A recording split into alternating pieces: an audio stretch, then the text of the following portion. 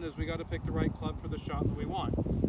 You can use most of the clubs in your bag, okay? Just depending on what you want. A lot like chipping, okay? We choose a 58, a 60, some of your high lofted wedges.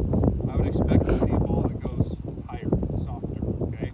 So working here, I'd probably choose a club like that going to a short pin, okay? If I'm going to a long pin out there, go towards the end that way, I may not pick a 58. I might pick a 54 or a 50. Something that's going to run out a little bit more, so we can treat them the same, okay? So club choice is something you should certainly play with, okay?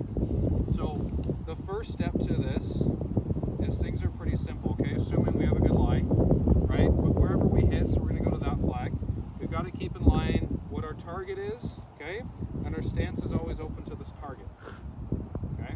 So we'll set the club up. The club is facing where we want to go. The secret to a bunker is whatever direction you throw the sand, right? Whatever direction this sand goes is the direction the ball is going to go. The sand is what's physically lifting the ball out of the bunker. So we're not actually hitting the ball. Does that make sense? More or less we're chunking it, and the sand just carries it out. Okay? So open stance, club's going to be faced at the target there, and then from here you'll see the ball position is just slightly forward of center. Okay, so if I have a big, nice, wide open stance, it's about the middle of my foot. Okay, again, that ball position's forward because we need a bottom out just before it. Okay, I don't talk a lot about how to hit a bunker shot because stance usually fixes most of it. Okay, most of you, or you're all pretty good players, so the key to this is confidence. That's what I find in bunker, is that we're going to hit and we just need to continue and maintain our speed. Okay, just like chipping, we don't want to get handsy, too flippy, and all those things are bad. Okay, so we're going to set up.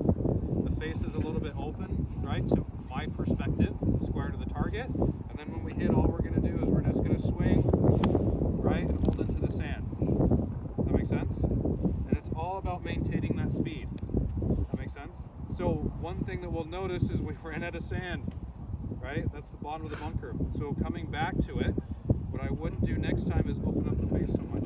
Try to keep it a little bit more square it digs. You can kind of adjust that based on how much sand it is. That's why we dig our feet in. Okay, we're kind of figuring out, is the bottom going to come up really quick or is it not? Does that make sense? So for us, Wine Valley, firm, hard bunkers, we don't need very much bounce. Okay, bounce is what shoots the sand out. We don't need very much. Those are clay. Out here, we've got really soft bunkers, so we need more bounce. We should be opening up the faces. Okay, so Delaney, why don't you hop in? Since you're right there. Let's go up here. Let's use a little bit more sand. Okay, and let's get your target line set up. Okay, so club face should be matching this target line. Okay, your stance is going to be about on this line. Good, face pointing at the target. Good, your ball position is right about the middle there. Okay, so once you go ahead and hit back and keep lots of speed through the shot, don't slow down. Okay, you gotta hit down. Right, so I want you to hit that sand. Breathe in the sand. Hit the sand. Beautiful.